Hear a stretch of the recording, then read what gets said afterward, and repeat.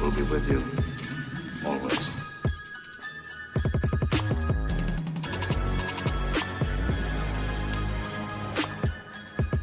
Hey man, y'all sure y'all don't want to like burn one first, man?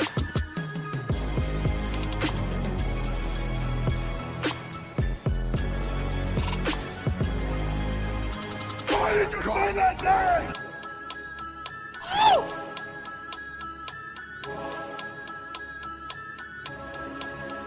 You hear about the champion? What is thy bidding, my master? Nice guy.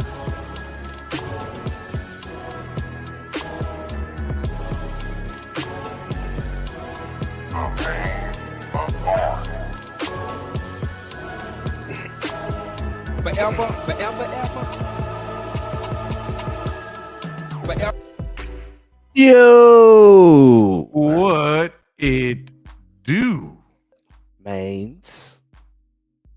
You know what it is. It's your boy, Freddie Roy, with the homie Levis Blackman. And we are the main authority up in this B-I-E-I-itch. What's going on, y'all? What's up? What's good? What it is. Back again in another week. Another couple week. weeks. Yeah, man. Another couple weeks, man. Yeah. I'm just going to go ahead and get this started right off the bat. I want to get out the gate and just say this right here. Mother United Airlines, bro. Just want to leave it right there. If you know, you know. But yes. yeah. Man, but how was your week, brother?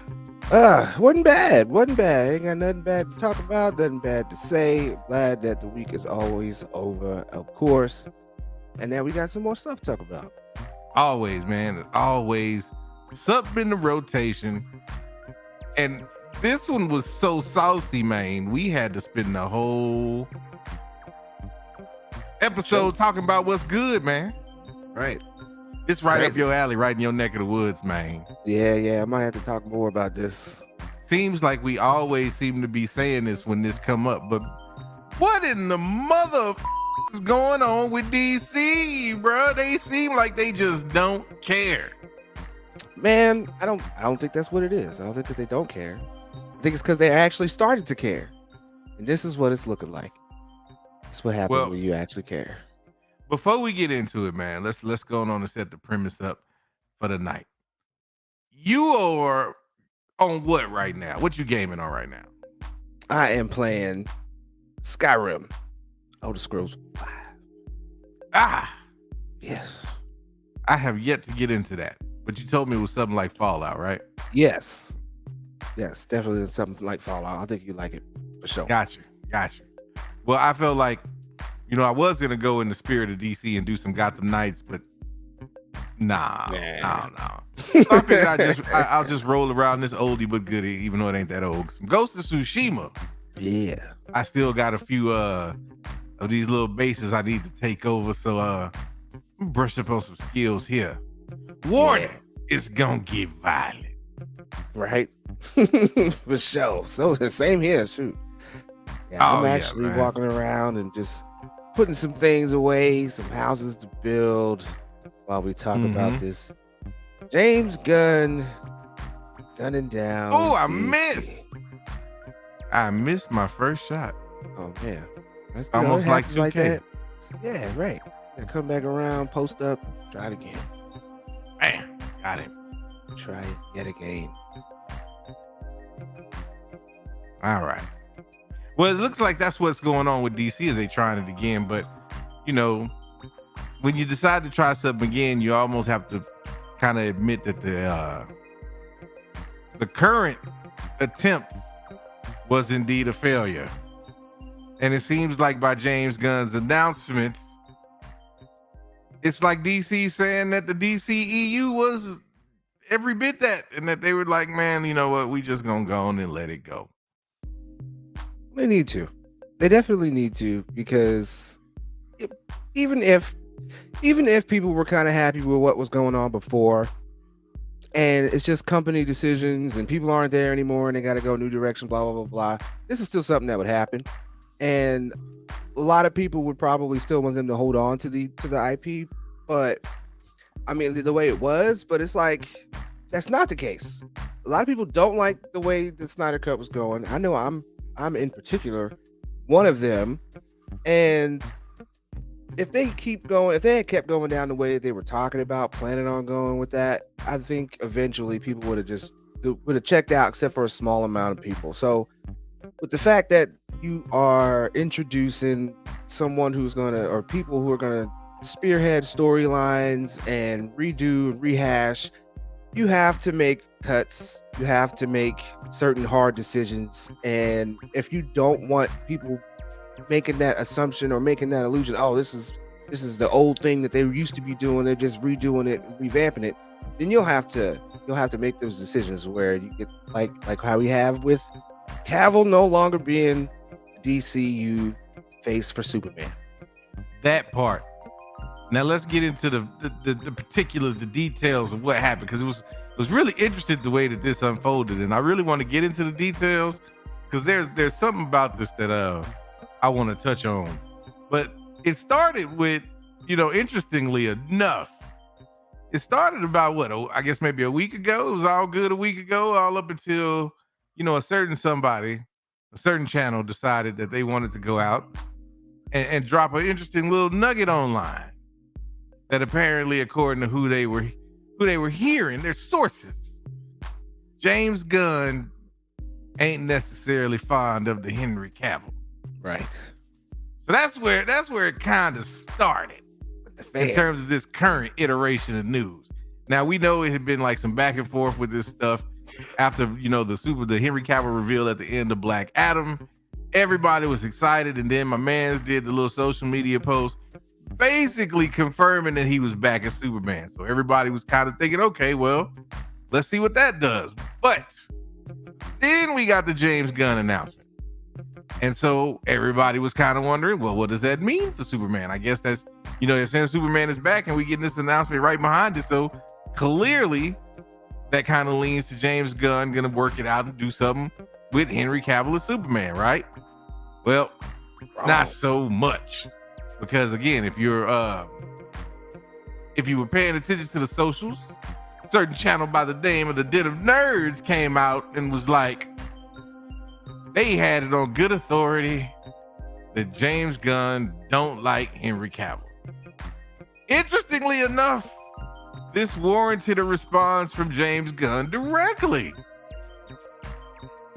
Now, we ain't here to stir up no drama. So we'll let you go dig up that exchange. It was pretty interesting though.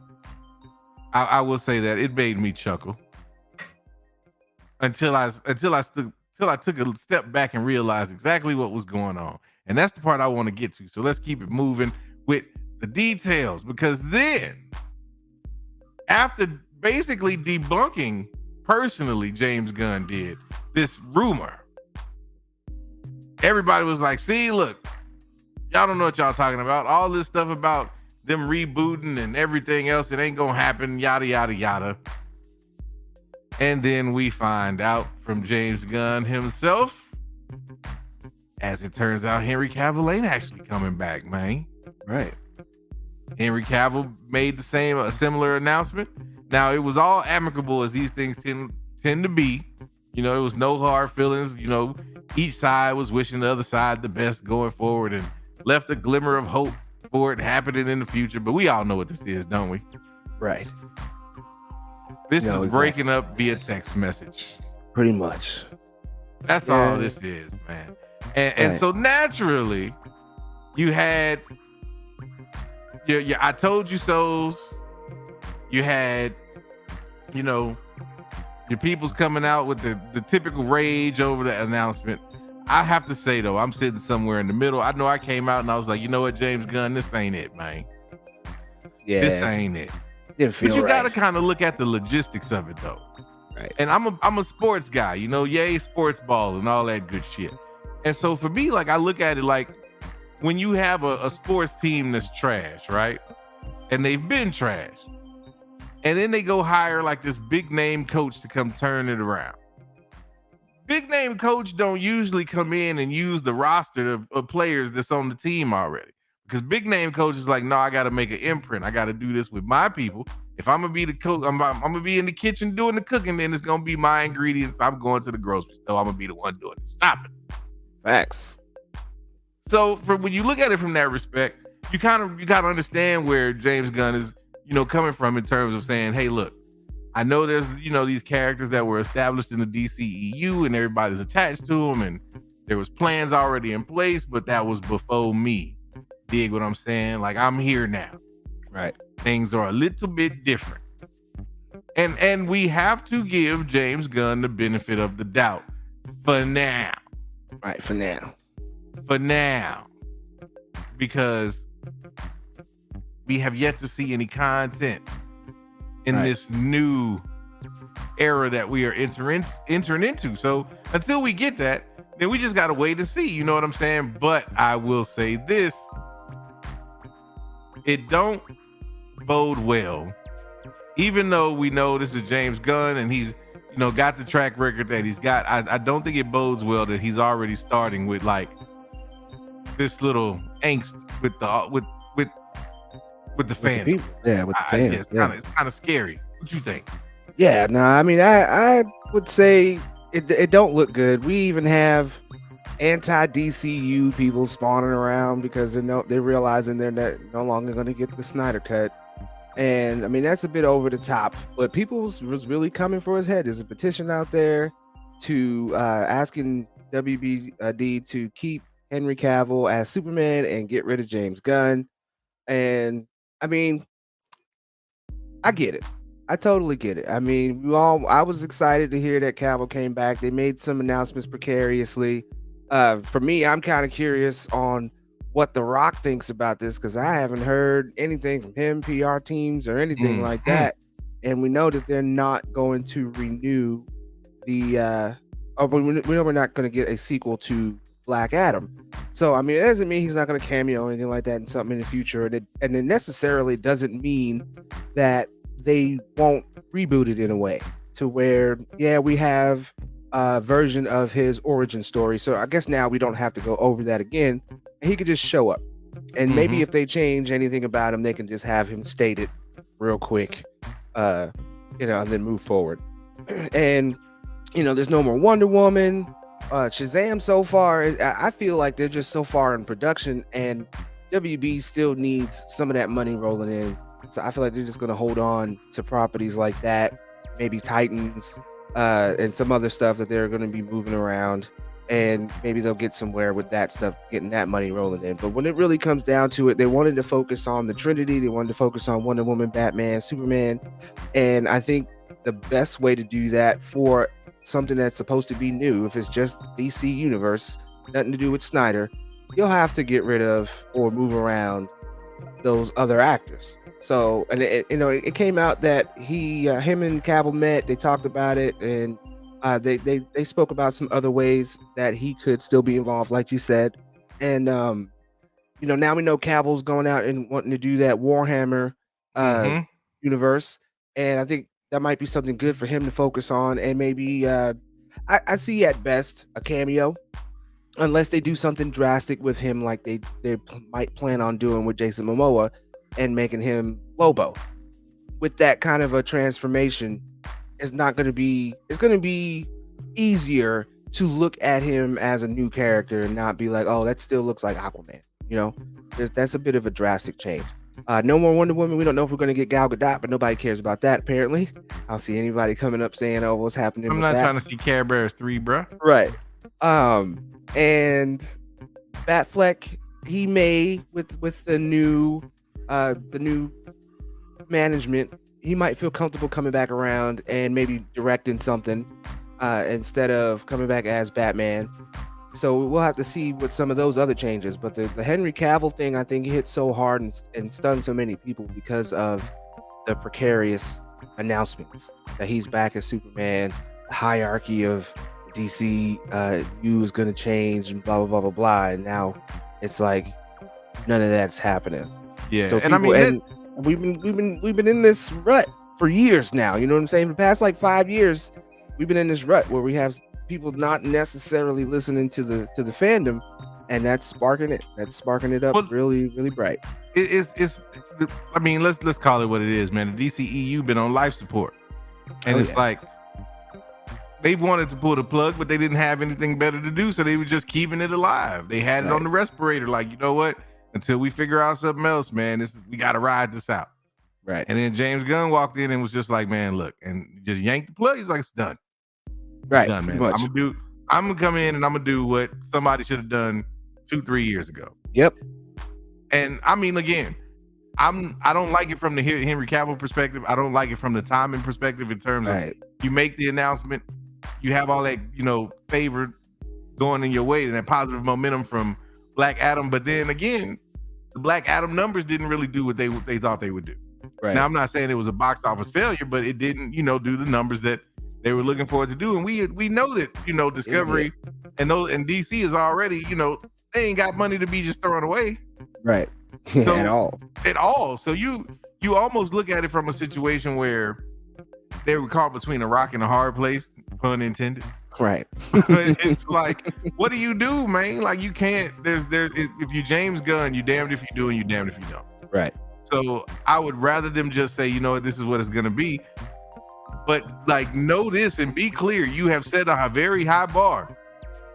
Right. Because though the Snyder, the Justice or the Snyderverse wasn't all that, there was faith. People wanted to see Henry Cavill return.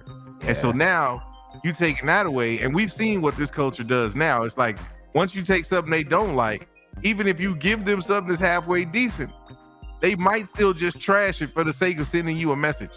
Right. That's what that Snyder Cut little cult's coming up. That's what they're called too, just Snyder Cut cult.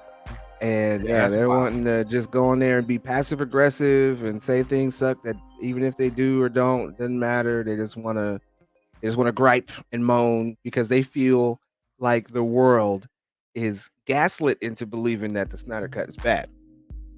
And that's not the case. Unlike my camera. Oh man. Technical difficulty, but no, man, look. It's one of those things where nothing can reside in the middle anymore. You can't say the Snyder Cut was an okay movie. It either has to be great or terrible. Right. And so that's what it is. And so if I had to lean towards one or the other, I'd have to lean towards terrible. Just because if you're forcing me in this era that we're in to choose, because that was the thing, was that movie couldn't exist in the middle. DC couldn't afford for that movie to exist in the middle. No, not at all. They can't afford for anything to exist in the middle right now. I'm about to say they still gotta can't. knock it out the park, bro. Like, they've got to do it. And but it's funny to me because this is what I say when I talk about Marvel and people taking Marvel for granted. Right. It's like, realize what Marvel is doing. You think that what DC has dealt with in terms of production and in terms of movies is unique to DC? Like, you don't think Marvel has had to deal with some of these same issues with budget at some point? Oh yeah. Like, or with bad writing or with like, we've heard about, situations where the director's vision didn't necessarily match what Marvel wanted for the MCU. Multiverse of Madness. Right. Like at all. You know what I'm saying? Like, we've seen it, like, it happens. So again, and this is not like let's find a way to throw, roses at Kevin Feige again, but it's like, man, the MCU, for what they doing, bro, like, I understand, like, yeah, it ain't all sunshine and rainbows, and yeah, Phase 4 might have been a little bit more mid than we all wanted it to be, but this is still uncharted territory. And what you're starting to get to, and I even heard this in a video with heavy spoilers talking about this whole thing with James Gunn and whatnot, and saying that this might be the beginning of the end for comic book movies. Let's slow down. Yeah. Let's slow down just a little bit. Like I saw what he was trying to say with kind of like the back and forth and DC kind of playing with the will of and the goodwill of the fandom, but like this isn't something that's going to make people jump off the bandwagon for comic book movies just yet. No. Let's give some time for Marvel to really get revved up with these movies, and then we can say something. Right. I mean, because it's just like it's so knee-jerk to say something like that. Yeah, let's give both of them some time. I mean, you got the Phase 4 still coming off a pandemic, whether you like to say that or not. It's coming off a pandemic. They're also just coming off of Infinity War for their first phase, so they have to reset up how they're going to tell their story, what stories they're going to tell. They're starting to get IPs back apparently by next year. Sometime this year coming, they should get properties back to the Hulk, so they can start making independent Hulk movies. Like there's a bunch of stuff that's going on over there that if you can't have some patience and some understanding about that what's going on, then you're just spoiled and don't even realize it for real. And then with DC, with them revamping and getting all that underway, these men literally just took over what they're doing over there in October. And already supposedly they have a plan already laid out and they're wanting to try to execute and all that type of stuff. That's pretty fast if you ask me. Like I figured they would probably take the rest of the year before they try to say that they already have a plan that they're wanting to implement. So and then we got people already, like I said, on their backs. Like, okay, you got this plan, and let's see it already. And it's like you all know it don't come out quite like that. And no, everybody's just all up in arms, wanting to complain, ready to complain, and it's just like people just need to sit down, relax, let James Gunn, Peter Safran do what they planning on doing over there. Let's wait till we see what we get coming out of it, because I'm actually not even with the fact that I believe a lot in what James Gunn may have in mind. I don't know too much about the Peter guy, but just the fact that he's got someone else there helping him and all that, I still don't expect a whole bunch. I'm not expecting the quality to be all the way up there because of the company itself is needing to make cuts to save some money here and there. You know what I'm saying? And that's going to stifle what they're going to be able to do, if you ask me. Yeah, it may stifle it a bit, but I'll tell you like this: they don't have a lot of leeway. No, they do. They definitely do not have a lot of leeway. Not at all. So they can, you can go with the whole, hey, with the budget we had to be a little bit more creative with the effects and whatnot kind of thing, but not a lot at all, man. Like they're gonna have to come with it, and that's the thing that is the unfortunate part for James Gunn is he's not gonna have a lot of time to like go through any type of trial and error. He's gonna have to nail it. And so kind of thinking about that, one of the things I wanted to ask you about that was, do you like the idea of him even announcing a 10-year plan? Like this idea of coming out and giving somebody the roadmap for the next 10 years. I know Marvel's been doing it and that's kind of the thing, but how do you feel about James Gunn and DC doing that right now? I mean, to be honest, we keep giving praise to Marvel for the fact that they have phases and plans and all that types of stuff. But if you're doing business, and if you're doing business like this, you need to have a plan. Shoot, I remember being in high school and told I was supposed to have a short-term and a long-term plan, 5 years and 10 years. And it's like, for me to hear that a company is not operating on that same kind of basic principle is an issue in the first place. So yeah, I think it's good that they're going to have a 10-year plan. It just depends on what they do with it. Are they really trying to completely mirror what Marvel's doing? Or is it just a guideline? Like using it as a guideline is totally fine to set up and to set up a universe and get that going. It just depends. Like I said, how are we doing it? Are we trying to start off with a bunch of Superman, Wonder Woman, Batman origin stories again, or are we going to come out with what I think they should do? Like I've been saying, is you do the reverse. You give us the team. You give us either Justice League or the JSA, and you see which characters that were introduced rated the highest, and you give those shows, or you give them shows or movies moving forward, and those would be the solos that you put out to explain who those characters are in between the time of you setting up your next event movie. Like that's what they should be doing within this next 10 years, in my opinion. But they Okay. definitely need to have a plan. You just don't be like, oh yeah, we're taking over, we're gonna drop some movies and that's it. I know a lot of people want independent stuff, but give them a chance. Yeah, no, and I'm cool with the plan, or definitely you got to have a plan. My question is, this idea of, okay, the general public has to know what this plan is. Like, we got to come out and tell you what this plan is. I don't like that, because it's like, we know that's going to change, and like, I get what it is. It's you're trying to draw up hype, you're trying to get people talking about it now. But my thing is, it's like, man, you setting yourself up with that, bro. Like, you setting yourself up. Being a little too transparent hurt. Yeah, and it's just like, or you tie yourself to something to where if changes happen, then what? Like, how are you gonna how do you explain that to the fan base? Right. It's like that kind of thing. It's like, I would rather them just say, look, this is kind of where we want to go. This is the idea of the type of stories we want to tell.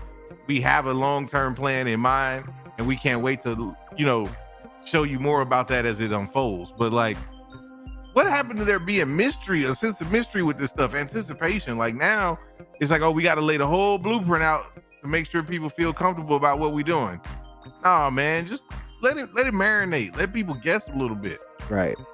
Yeah. The transparency wall should still be up there a bit. I feel like Gunn maybe peeking out a little bit too much and giving people some stuff to hold on to a little too precariously, because like I said, we haven't really gotten anything, and I think this stage is where it's kind of important to keep that veil up, so people can taper their expectations one way or another. You're always going to have those people who are going to die hard, be out there, and either be mad or happy with what they get for whatever reason. But the people who might be on the fence are where you kind of want to aim at. So this way, you can pull them the way that you want your directions to go in. So it's just, we're gonna have to wait and see. But at the same time, people just need to, again, relax, sit back, and wait. It might be a year or two before we see what James Gunn and Peter are doing over there. We're still gonna have to go through the movies that they're allowing, the shows that they're allowing, and they can peek out every once in a while and be like, hey, we got this Superman thing coming, we got this Batman thing coming. That's fine, but coming out debunking stuff, if people saying this is true, not true, I think it should be limited. I think he's doing all right with some of the stuff he responds to. He doesn't outright say yes or no to some things. Yeah. But doing that to a degree, I think to your point is, because I've seen it. You got people out there who start to feel entitled to that information. It's like, oh, he's just out here like this. Well, then when are we getting this? What are we doing with that? What's up with that? Why aren't you telling me? You got the right. You're supposed to tell me. And it's like, no, they don't. They don't owe you anything whatsoever. Right. So just calm down. So like, with the whole and I kind of know your answer, but so you like the idea of him, interacting and responding directly to like the trolls online, or the people who have their sources and say, they're not saying that they're trolls, but like, you know what I'm saying. You like that he's interacting with folk online and kind of letting them know, when they go at him a little bit, him snapping back. Yeah, and I think it should happen more. But like I said, there's a limit to it. Yeah. Period. I like when any of it doesn't have to be just him. I like when any person in either his position or actor or anything like that is active with the fans. And I think it's just a little more difficult for him because he's not just a director anymore. Right. You're part of a spearhead company division right now, and there's going to be some information that if it slips off of your tongue directly like that, it could sway things in the direction that you don't want it to go. So right. With everything is, there's always too much of a good thing and there's too much of a bad thing. You know what I'm saying? So he's got to kind of find that line. Yeah, and I think I don't think there's anything wrong with it. I think it's strategic, in terms of when you do it, because again, you can look at a situation like going back when Pablo Hidalgo was making all these comments, and that was just kind of out of left field. Yeah. And people kind of got on his case about it. And it's like, that was different. You making fun of a dude that's like showing his joy about something. That's one thing. But like, to me, James Gunn was legit just responding back to somebody who was speaking on something that, you know, they may have been told that James Gunn either didn't want that to get out that way, right, or James Gunn was like, you don't know what the hell you're talking about. Right. But the thing that was interesting to me though is like all of the hoopla that surrounded it. Hoopla. All that nonsense and all of that, my granny used to say, all that who shot John about about the whole thing, and saying, oh well, now this proves this person, you know, it proves they were right. Right. You know, and all of this, and it's like let's take a step back and remember what this game is about. Right. It's about clicks and subscriptions, man. Right. And it's not, you know, we live in an age now where it's not enough to just be the insider with the scoop. You can't just come out and go, oh, I know, for example, I know that Henry Cavill's not coming back for Superman because it's already, you know, they've already talked about it and it's gonna come out soon. No, it's like, okay, so how can I stir up some good juice behind that? Oh, how about I come out and say he don't like the dude? Then when the information get dropped, what do I look like? And so it's like, you know, and again, I'm not saying I know that that's what happened or nothing, but I'm just saying you got to kind of step back and look at those situations like that, because it's all a part of the system and the game, man. Even for James Gunn, him even choosing to respond to that is a part of it. You know what I'm saying? It's like he picks and chooses what he wants to respond to.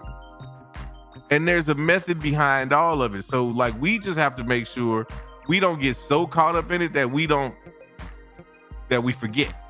Right. Yeah. And because that's some of us will. Oh yeah. A lot of us will, man. Right. A lot of us will. Yeah, it happens. But you know, like I said, it's set up to happen that way. Totally set up to happen. Oh, of course. And I like the interaction either way. Like, I like the fact that, you know, number one, that's the one part of social that I do kind of like, is the idea of these once considered like untouchable people now being able to, you know, you're able to interact with them. Because, you know, when like we was kids, bro, like the idea of you being able to like talk to a celebrity was like unheard of. Right, exactly. You know, we would write, they had fan clubs, you'd write letters or whatnot, but like it was nothing like the access that cats have now. And so it's interesting to see that from our perspective unfold, and especially when it's like this with a little bit of animosity behind it, because it's entertainment, bro. And that's what we have to remember at the end of the day, is it's just entertainment, man. That's pretty much all it is, man. But you know, people take some stuff too seriously. Some people take themselves too seriously. So of course, you got a lot of that, man. And it's always, and you know, I'll be fair and I'll say, you know, when you do content and like we just little who the hell are we? You know what I'm saying? We ain't nobody in this game. But I do know, and we've been around enough people in here that you know, to know when you get to that point, man, where it's like actually your main source of income, right? It get thick, bruh, and you got to start it. Like the necessity to stay relevant is so real that like the things that you will do to stay relevant start to like compromise you. It compromises a little bit. It can. It definitely can. And I don't think it has to be that way for everybody. I don't think it is that way for everybody. I think there's a lot of content creators out here that still can keep it a buck, and they still, you know, have great success in what they do. I think where you start to get into that whole thing about kind of like selling yourself, if you will, selling out, if you will, is when you right there on the cusp and you trying to break through. Right. And it's like, I've got to get, like, I'm right there. And that's when you start kind of getting presented with the opportunities, the shortcuts, the little things. And it's like, yeah, it's not a bad thing to go that route, but it's a slippery slope. Right. Because you certainly don't want to turn into one of the mother that's always trying to ice skate uphill. Right. Facts. Beat me to it. I was just about to say that. That's what it is, man. But I mean, there's a lot of stuff going on everywhere, and we're just gonna have to sit back, like I said, be patient, man. It's not. Yeah, definitely that. Right there. It's not be right there. I'm still kind of curious. Like I said, I wonder what The Rock is feeling right now. I feel like he's respectably a little salty. I would be. I would be. He was talking a lot. I don't know, man. It's tough because I think I can see him being disappointed, but salty, I don't know, because I think he's smart enough to understand his business. Right. And the timing of it. It's not like, Warner Brothers gave him a promise. Now, unless he was told originally that no matter what their plans are in terms of bringing in somebody to kind of head up the creative, that they were still going to do some stuff with Black Adam. And then that changed when they realized they was getting James Gunn. Right. Now, if that's what happened, then dude probably ready to go to WrestleMania and like call out everybody from Discovery, bro. Right. But be the most electrifying. I'm saying. But I don't think it's that, man. I think it was a situation where they kind of had this in place. And I think, to be honest, I think the whole thing with Cavill and The Rock was them taking advantage of the situation that they had in front of him in the first place. Yeah. Because Warner Brothers was kind of done with the whole situation with Cavill for all intents and purposes up until we got this cameo with Rock. And we know Rock had a lot to do with them, being able to bring Henry Cavill back. You know what I'm saying? Yeah. So if that's they had already kind of tried to pull some slick shit by bringing him back. And so I think now with this being switched up, it's like James Gunn is, or The Rock's more like, all right, cool. We almost got it, kind of thing like that. But I don't think he's that salty over it. I'm curious because I haven't seen anything. There's nothing that he said about it. There's no apologies along with Cavill saying he's not coming back. It was pretty much just Cavill himself on that one. And I don't know. I find that weird. I'd have a question for you though. What's that? What are your thoughts on them going with a younger Superman instead of, along with the choice of, so they're not going to go with Cavill, who's obviously, I would say, an appropriate age, looking for a middle-aged Superman to keep going. Now they're going to seems like they're doing a hard reboot on the Trinity characters, and there's no actor named or anything like that yet. But James Gunn did say that they're going to go with a younger version. What do you think about that? I mean, okay. I'm still more interested in seeing how it plays out, like what kind of stories it surrounds, because the thing that scares me when I hear that is back coloring. Right. That's what worries me, because I don't want to go back and see like these young bumbling versions of these heroes after we've already set up a war. You know what I mean? It's like going back and watching them go through their growing pains now for what?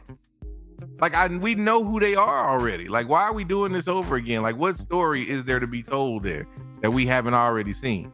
Like, and that's what scares me, is the idea, like, are we going to start doing character studies with the Justice League heroes now? Is that what this is going to be? Because that's not what I'm like, that it just makes me wonder, because it says we want to go back and focus on an earlier time in his life, and it's like, okay, that's cool, but like, to what extent? Right.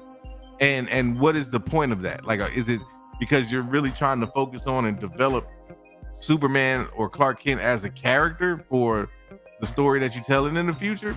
And that's why I don't like the idea of this 10-year plan stuff being announced. Like, sure, have a 10-year plan, but don't come out and say that, because now I'm watching the movie with this like kind of curiosity of what is going to come next, or how it's going to connect to this 10 years that you keep talking about. You see what I'm saying? Right. Like, that's what bothers me about it. Is just like now, and maybe it's just a me thing. Like, I totally, own up to that. But it's like now, it's like, okay, every time I watch a movie, I'm trying to figure out where it slots into this 10-year plan. Whereas if you'd have just given me a Superman story that focuses on him at a younger part of his life, then I'd have been like, okay, no, that's dope. Like, I want to see where they take this. Right. But not be trying to worry about like how it's going to connect to some larger story. Just give me individual dope stories and connect them. Like, even if your intention is to very well connect them going forward, I don't got to know that. Like, I don't need that extra set of expectation on the movie. He said, keep the veil up. Yeah, man. It's like there's something to be said about leaving a little bit of mystery to it, man. At least for me, anyway. Well, do you think that there's a way that they could be able to cover a younger Superman? Like I said, I would say Superman we got middle-aged, no older than 35, 38. You think there's a way they can possibly go younger, about mid-20s or so, and not have to do an origin, not have to wrap it like, even if they do it like the way they did Man of Steel, which I thought was good for an origin, but I mean, I'm sure there's ways they can do it. It's just, will it be entertaining? Right. Like there's 50 million different ways they could tell that story, or 50 different, like there's different elements that they could focus on in terms of, Superman and his relationship with his parents, or his relationship with the outside world and how he's dealing with that. His desire to know more about his birth parents. However they want to go with it, man. But I still feel like no matter what, we've seen some kind of iteration of those elements before, right? Where it's like, I'd rather them, or if you're gonna do a more, go back to an earlier part of his life, don't necessarily focus on like his origin, but more so establishing who he is as a superhero and like his evolution in that. Gotcha. Like maybe that's the thing where you start off and he's kind of that naive, really, super optimistic, like hopeful. And then we see him kind of go through some kind of a test or go through some stuff where it makes him really question why it is he has the beliefs he has, or if he should take shortcuts and stuff like that. You know what I'm saying? Right. Like, is doing the right thing always really the right thing? And right. And then we see him kind of go through those tribulations to emerge kind of even more like solid on his stance. Then yeah, that'll be dope. If you continue, or if you focus on that from just the standpoint of Superman and him as a superhero, that'll be dope. But if it goes back to this whole thing where it's like, oh well, the relationship with my parents is this, and me and my father didn't get along because he didn't understand, you know what I'm saying? Like, we've seen all that.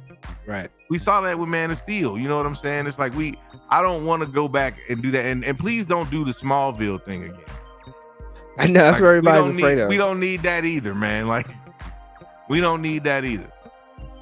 Right. Yeah, most definitely. So here's another question for you. We already know they're going to go with a younger man. Mm-hmm. And it's rumored, which I'm pretty sure is probably true, that they're going to turn Jason Momoa into Lobo. Which I think is dope. I hate. I think that's dope. Why don't you like it? Because he's already been a character in DC, and it's like, it's not just a character, but a titular character. And it's like Robert Downey Jr. coming back to be like somebody else. Now, not on that level. Okay, let me rephrase that. Not Robert Downey Jr. Okay, it would be like the equivalent of Thor coming back to be somebody else. Like, really? Right, but see, I don't even feel Aquaman even hit. On that Thor level. No, it didn't. It did not. I'm only talking character wise. Those movies were trash. Like, I'm sorry. The movie was not the Aquaman good. And them was bad. It was not it. I've tried to watch that movie several times. Oh, not the horse. Sorry, horse. When I'm out here thugging, it just happens. And they didn't make dog food back like that. Yeah. But that's I don't know, man. Like, I don't like it. I don't hate it. I just don't like it. Right. No, I feel you. Well, I don't have any problem with it. I think he should have been cast as more of a Lobo character. Anyway, he's got the look for it. I think he's gonna be perfect. And like I said, it's a drastic enough change to where, yeah, you'll see Momoa, but like in this case, you'll see the actor, not him. I don't see Aquaman when I see him, to be honest. Like, I think Aquaman, I like the fact that they changed and didn't decide to go with a much older take on him, but they should have kept the blonde hair and all that type of stuff. Like, make him look like Aquaman, Right. So that's why I think Momoa would actually hit better as Lobo, especially because I think it'll hit better with him because it seems like to be his normal personality anyway. He's kind of got that laid back, chill biker demeanor. So that's Lobo all day. So I think that'd be a good one. But where I was going with that is do you think, because they already kind of have that Lobo thing shoot in, that they may try to do the younger Superman, Momoa Lobo, like that will be what the younger Superman's threat is in that movie, even though Lobo's a bit of an anti-hero, so it won't really necessarily end, which it shouldn't, which you might be happy with it since it's Momoa, with them killing Lobo at the end. Like, do you think that'd be a direction that they would go with that? I mean, they could. They could. I think it'll be, if anything, I don't know if they would set up Lobo as like the direct opposition to this new Superman right away. Because to me, I would feel like that would be a waste, especially if it's Jason Momoa that's going to be playing him. I feel like that would be a waste to just throw, and that's the other thing I don't like, and another reason I don't like the recast is it's like, okay, so now Lobo in this new hierarchy, like how many movies or how long are we going to see this Lobo character on screen? Right. Like, is he just going to be like superhero fodder, or are you going to actually develop the character? That's what I'm interested in finding out. I would guess that they would develop the character, especially with how happy Jason Momoa seemed when he got that anonymous news in the first place about it. I'd say he'd probably stick around for that. And I think that's what they're looking for, which is the idea. And it's like there's so much, and it's not his fault, but there's so much bad press behind Henry Cavill because of the bad history that they had. And it's kind of a missed opportunity to correct that in the public eye, even though it's not James Gunn's and them fault. It's still something with the company that if they probably could have pulled up and, like I said, fixed in the public eye. But there is a lot of bad press with that, and not so much with even Aquaman. Like I said, I haven't heard anything about Gal Gadot. I haven't heard anything about them maybe rebooting and keeping her as Wonder Woman or anything like that. There's like nobody. It's like no news. Nobody cares. So the only one that they have confirmed so far that could be coming back is Momoa. So it's like out of the whole thing for the old Snyder cut, Snyder, whatever you want to call it, verse, whatever. The only thing sticking around would be Momoa, and there's no press behind any of that. They don't have to go back in the history and dredge up how they treated Cavill in the past. Right now, it's a dead done story. They did what they did with him. He made whatever money he made, and they moved on. No more bad stigma behind it. And it's like that's kind of where I see some of the changes that they've made going. And which brings me to my next question. So apparently they cut out the cameos of Wonder Woman and Superman from the Flash movie. And we heard a long time ago they canceled the supposed Batman Beyond movie that was supposed to be made with Michael Keaton. So it seems like they may have. I didn't hear they canceled Keaton, just the movie. But I haven't heard anything about them cutting out any of the Batman cameos. So a couple questions spawns out of that. Do you think that there's a possibility that they might actually keep Ben Affleck or Michael Keaton for one of the Batman? In a permanent or semi-permanent role? I would say semi-permanent. Yeah, I don't think so. I think it'll be, if anything, it would be a situation where there'll be an avenue for them to be able to return in like limited capacity. But I think what's going to happen, with this James Gunn's new universe is we're going to see new players for everybody, like for the Justice League characters. I think it's going to be a whole new cast. Gotcha. And it's not. I don't think there's going to be any type of carryover whatsoever going out of the Flash movie. And I think that's what I think that's what the Henry Cavill announcement coming now is about. Is them setting up and getting people conditioned to the idea that Flashpoint is not going to be what we thought Flashpoint was going to be. Right. Like Flashpoint is going to feel like, what Flashpoint is going to feel like? What's that? And I hate to even say this, man.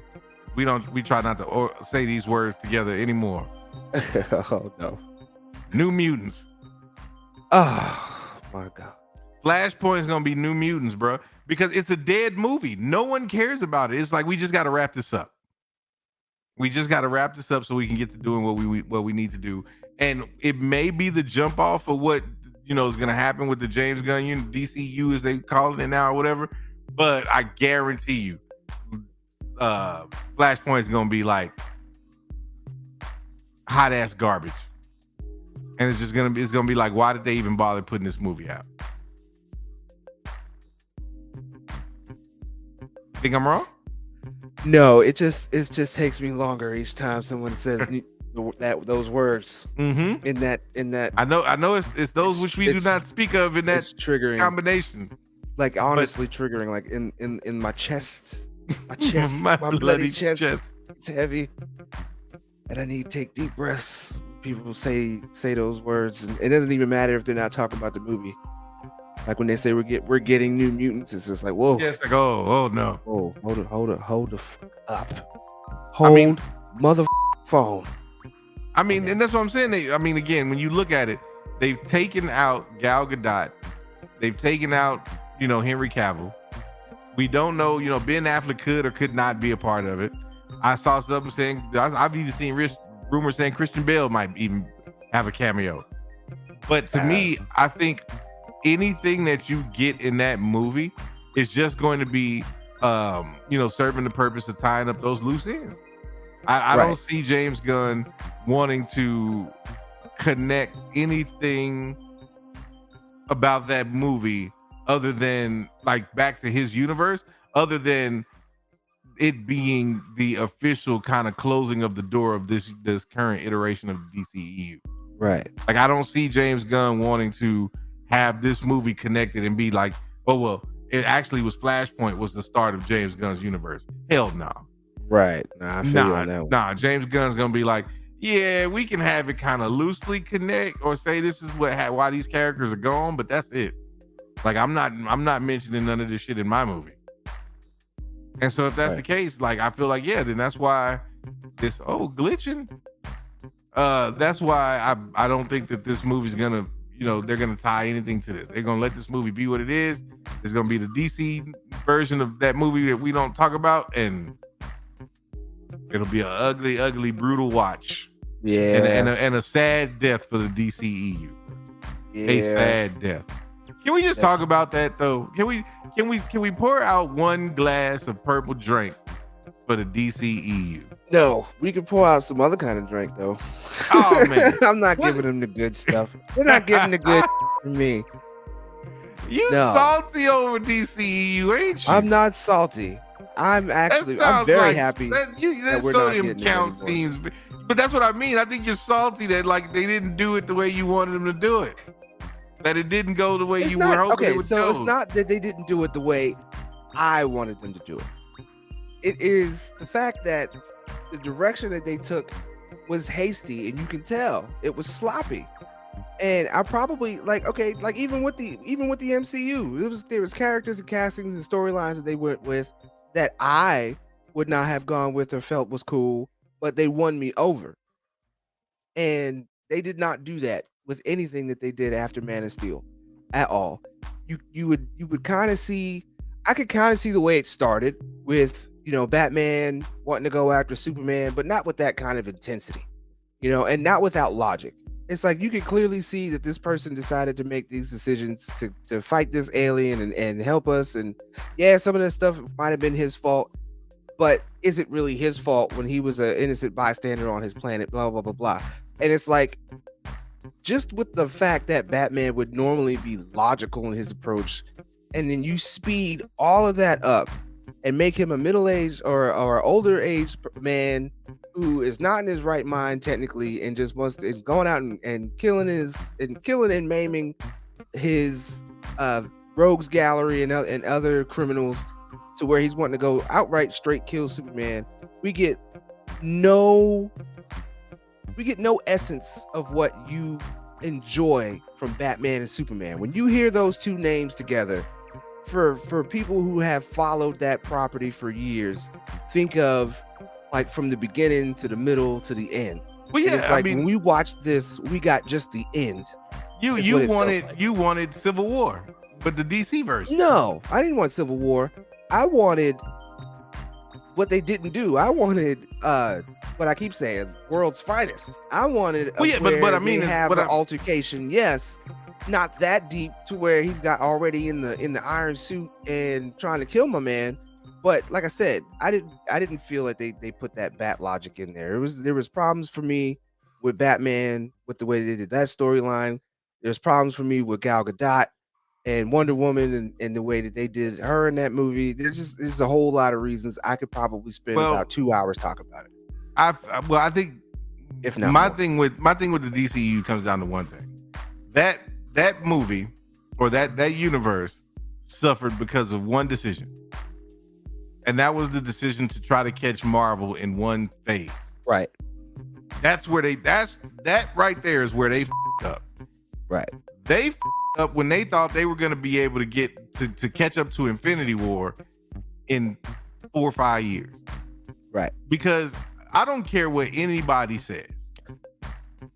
You give me a mulligan with Man of Steel and what you call it? What was the Batman v Superman, the director's edition? Mm-hmm. And like give me those two movies. Let the director's edition of Batman v Superman, minus the Martha part. We can take the Martha part out. But even with Martha, you can give me those two movies and give me the Justice League movie that the Snyder cut. And I would have been like, okay, I'm here to see what I'm still here to see what y'all do with this going forward. I still would have been all right with that. No. The problem is you saying that, but the problem is we didn't get that. We got a whole bunch of BS in between that. By the time we got the Snyder cut, it was no saving it because we already knew because they fumbled Batman v Superman by giving us the original cut that we got. Which again, that movie, I'm not telling you that's a great movie. I'm not saying that the director's cut is a great movie. But I promise you, if people had seen the director's cut first, a lot of people's opinions of that movie wouldn't have been as harsh. I'm not saying they would have loved it. It wouldn't have been as harsh. And you would have been like, okay, I can kind of handle this a little bit. Maybe for everyone else. This still doesn't change for me. Well, it doesn't. Like even with the bull in between that and Justice League, I didn't like Justice League neither. I didn't like anything they did after Man of Steel. After Man of Steel, no. They can miss me on that. Yep. And see, but again, and I totally feel you as a diehard DC comic book fan. That totally makes sense. Because if we were talking about Star Wars, I'd be the exact same way. Right. I was the exact same way when we were talking about the sequel trilogy. And I now can understand where the casuals were like, bro, it's not that deep. Because it's like I'm hearing you about DC, but I'm like, yeah, but that's just like the same gripe as like the people saying that Gotham Knights wasn't Arkham. Now, I'm not saying that's your argument. Like I know why you think that game's trash, and you are 1,000% correct. But what I'm saying is for the people that are just mad because Gotham Knights isn't Arkham, like basically the way those reviews were trashing it when they first came out, right? It's like that's what it sounds like to me when you talk about the DCEU. It's like, well, they didn't do World's Finest, so fuck them. Not exactly. It's like I said, they didn't even do well enough to win me over with what they did. Well, no, they did. Of course not, because what they did was ass. Yes, right. But and all I'm saying is, if it wasn't as ass, you wouldn't be as mad. That's all I'm saying. Right. So, I mean, so then, and if you weren't and if the general DC fandom weren't as mad, then we still would have had a chance to have the DCEU continue. But because there was so much backlash, and I'm not saying the backlash wasn't justified, because there was so much backlash, they had to knee jerk off of a knee jerk because they knee jerked when they snatched the Snyder cut away. Then they knee jerked back when they were like, okay, we just got to finally just scrap this itch, which is what you should have done in the first place. Because if you knew damn well that you weren't going to go with it and you knew people didn't like it, then why did you keep it on life support? That's the part I don't get. Is you kept it on life support. Like you were like, no, we're not gonna just reboot. There's still great stories to tell. fast forward to now, and it's like, can y'all just forget that any of that existed? Right. Like, I mean, that's what we need. That's what they need to do. You gotta love DC, man. You gotta look, and I will give them again, and I feel like we say this every time they have some kind of a regime change, but I will give James Gunn the benefit of the doubt. I will give him the opportunity to actually get things right. But man, he is on a slippery slope, as anybody would be trying to right this ship. Right. I'm about to say that's not his fault. I'm not blaming already James Titanic Gunn. Before he decided to get on board right after the iceberg done hit. So he's the dude trying to save Titanic from sinking when there's already 3 levels of water going down. I just saw something in the chat. Jedi Mike might have just made me have to clear my schedule for next Thursday. That man said, I love The Last Jedi. Come watch me talk about it with Santa next Thursday. First of all, shout out to the homie Star Wars Santa. I cannot wait until the next time I get on that show. Man, every time I see him on the stream with Jason Ward and the gang, I'm like, man, I just want to get up there and talk about it with you, bro. I can't wait. But I'll tell you what, if I can clear my schedule, I'm going to get on there because I'm going to give y'all hell about Last Jedi. I'm going to give you hell. Because I want to examine the head of anybody outside of of Star Wars Santa that like that movie. I don't know what the hell you was watching. Right. Didn't see the same movie I saw. Hell no. I saw BBS Star Wars edition. And I'm the person that tells you that Last Jedi isn't as bad as people make it sound, but let's be clear. That's like saying living in the country ain't as bad as people make it sound, but let's be clear, cow shit still smell like cow shit in the country. Like you might get used to, you might be able to tolerate it, but it don't ever get pleasant. Right. There ain't nothing pleasant about Last Jedi. You might watch it and go, okay, you know what? I might not lose my mind every time I watch this movie. But now, let's be clear. I'm not watching that movie from start to finish. No. I don't even think I want. You know what? I can't even tell you the last time I watched a sequel trilogy movie. And I watch Star Wars at least on a weekly basis. At least some sort of Star Wars on a weekly basis. I have not touched that sequel trilogy.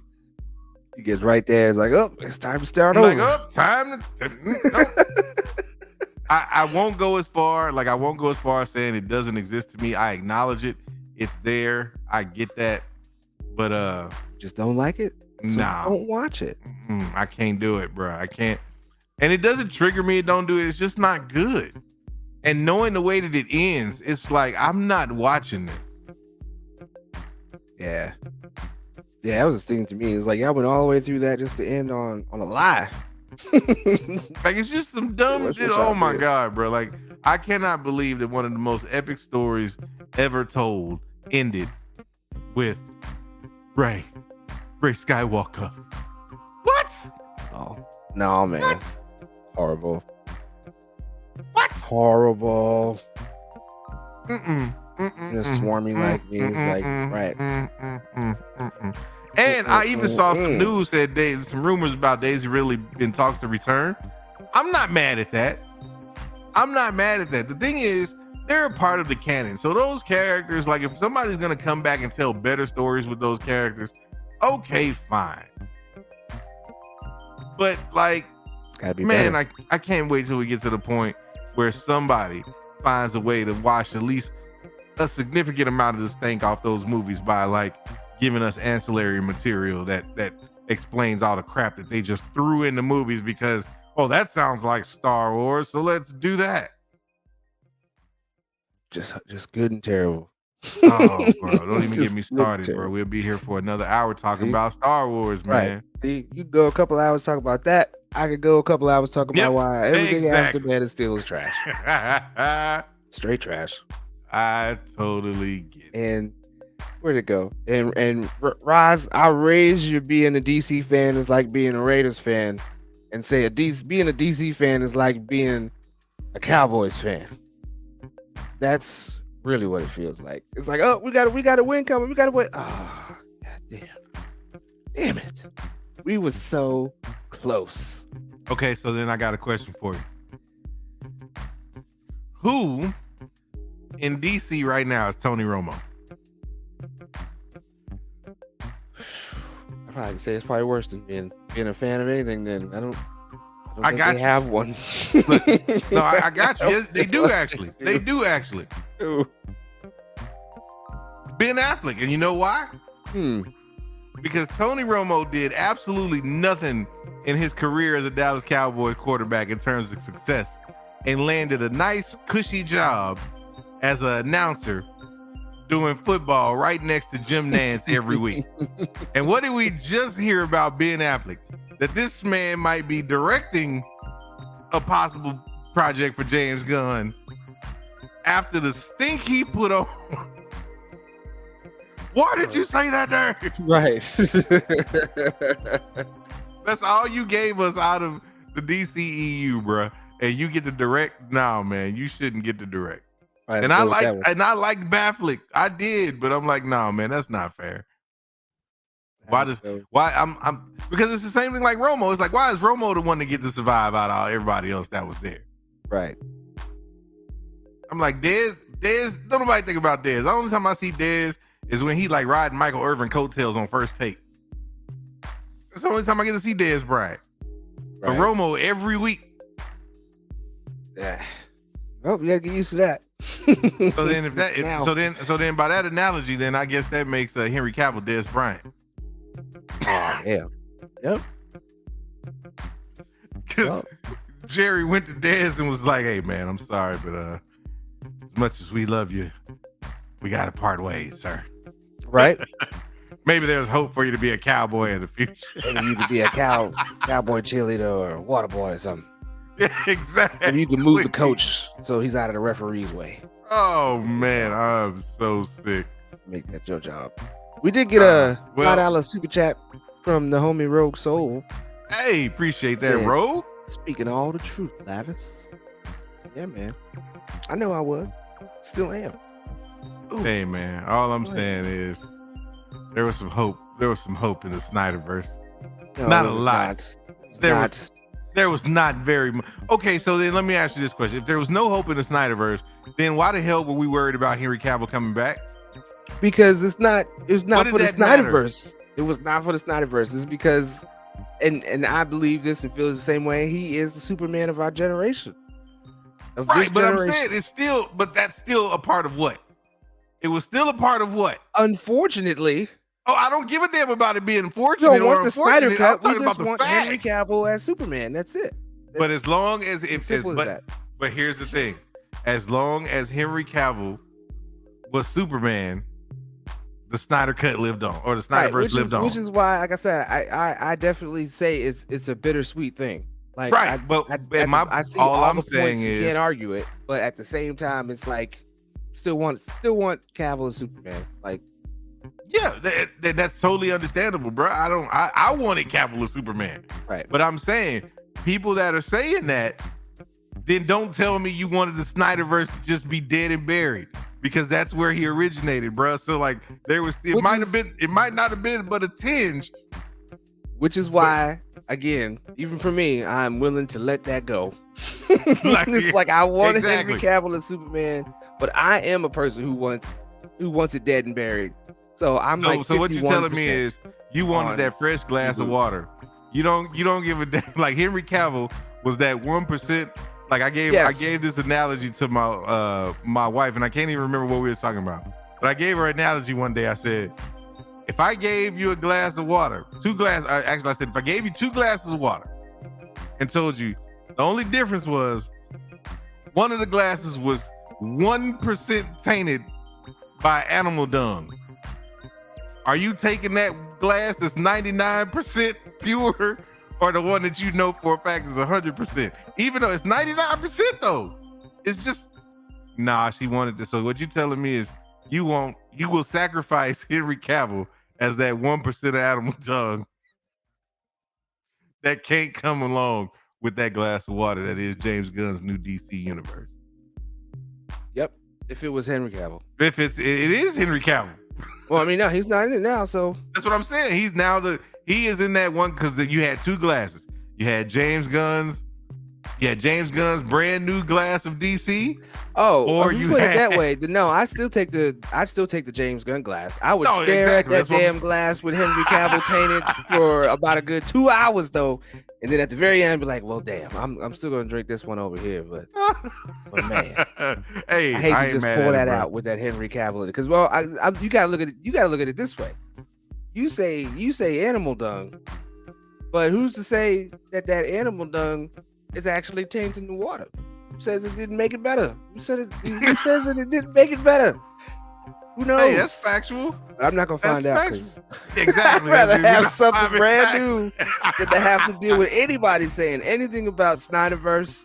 Oh man! And now you say you put it that way, is have Henry Cavill and have to deal with still having to view with the images of the Snyderverse and anything with that, then or James Gunn, and I'm gonna choose James Gunn, hands down. Because I don't want nothing to do with nothing. I want them to get rid of Ezra Miller too. I want to make sure we mark this because in 4-5 years, if this Gunn universe flames out, bro, I want to come back. I'm like, you still sure about that?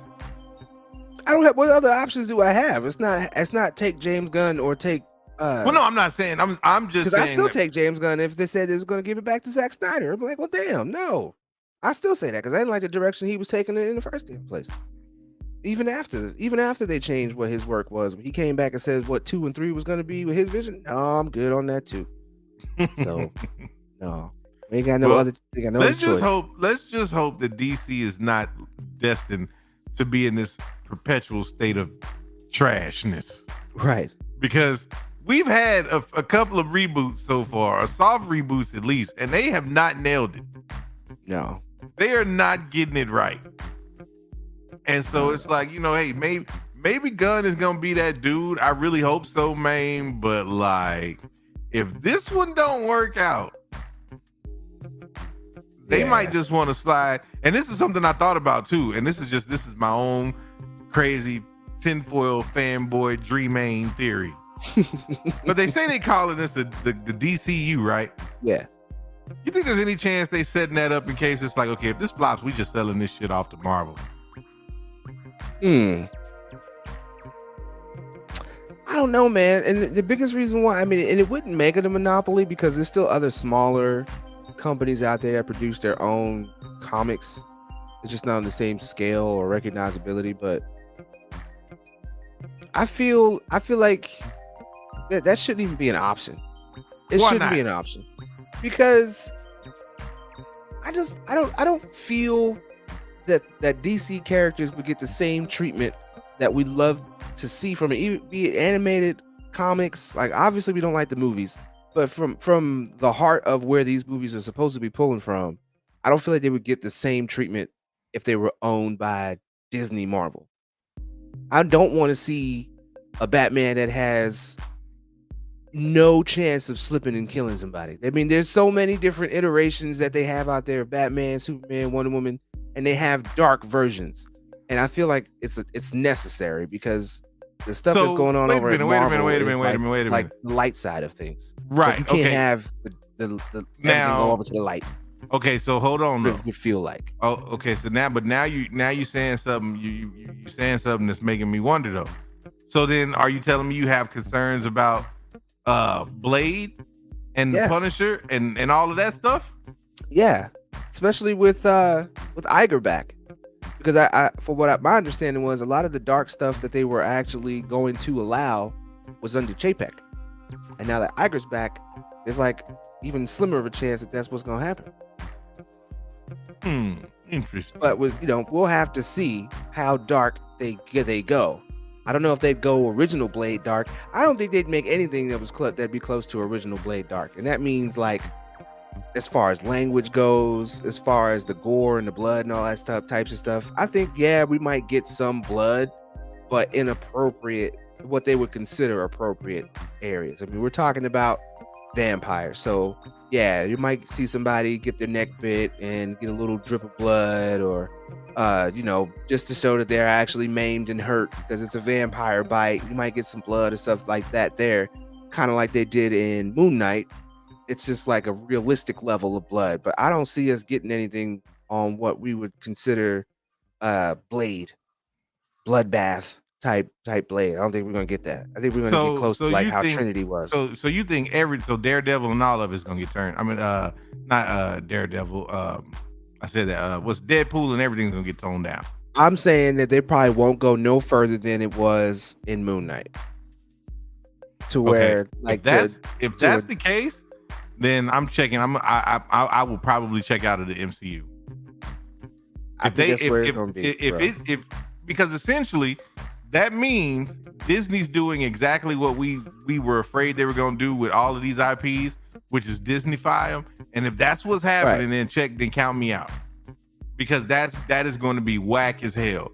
I'm holding out hope that because of Hulu and kind of what's going on, I'm thinking that there's a changing of kind of what Disney, and not just Disney, but American society in general, is considering appropriate. And so I think, this is just my 2 cents, is I think there's going to be, like, it hasn't happened yet, but I think there's going to be a market shift in the perception of the content that comes out of that Disney umbrella. I think it'll be a clear distinction. I still don't know exactly how they'll work that out. But and maybe I'm just being naive, but I'm telling you now, man, if I start watching these movies and I'm like, bruh, because it don't need to be The Boys. Like, let's be clear.